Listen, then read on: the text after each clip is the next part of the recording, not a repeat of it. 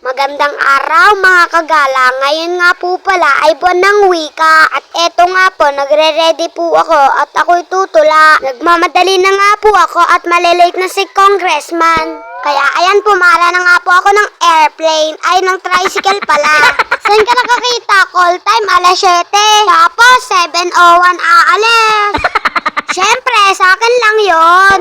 Buti umabot ako. Yan ang kagandahan pag malapit lang ang school. Bago po ang program, pumarada po muna kami. Alam nyo ba, importanteng pinagdiriwang ang buwan ng wika?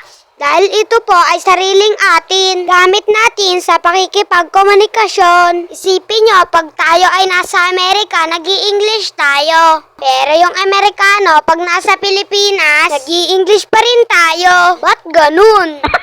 Siyempre, joke lang. Alam naman natin na ang English ay international language. Pero wag po natin ikakahiya ang paggamit ng sarili nating wika. Dahil ito po ay simbolo na tayo ay malaya. Ayan nga po, sa kadaldalan ko, hindi ko na malaya na pabalik na po sila. Ang gaganda ng suot nila, no? Ayan nga po, ang iba't ibang klase ng kasuutan ng Pilipino. Oops, kumurot muna sa kapatid ko bago lumampas.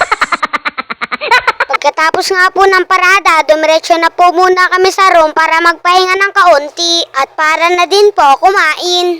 Ilan saglit nga po, nagsimula na po ang program. Kami nga pong 5, ang ilan sa napili para po tumula. At ito naman po ang ilan sa mga kaganapan.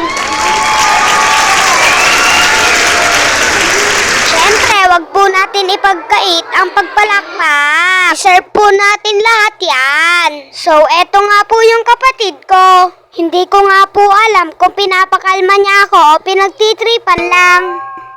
Ang sarap, no, pag mayroon kang supportive na parents. Kaya mahalin po natin palagi ang ating mga magulang. Kaya lang yung mami ko, hindi ko alam kung anong iniisip. Nabidyohan yung tula ng iba, tapos yung sa akin hindi. Kumanta na nga lang po muna tayo.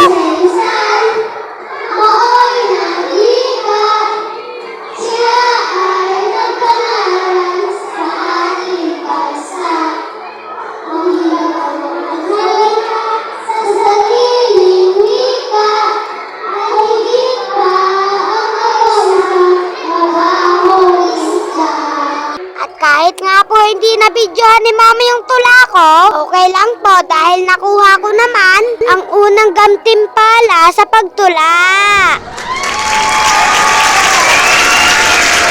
Pero lagi po natin tandaan na wala man tayong medalya, ang mapabilang at gumanap bilang isang kalahok ay isang tagumpay. Salamat po sa panonood!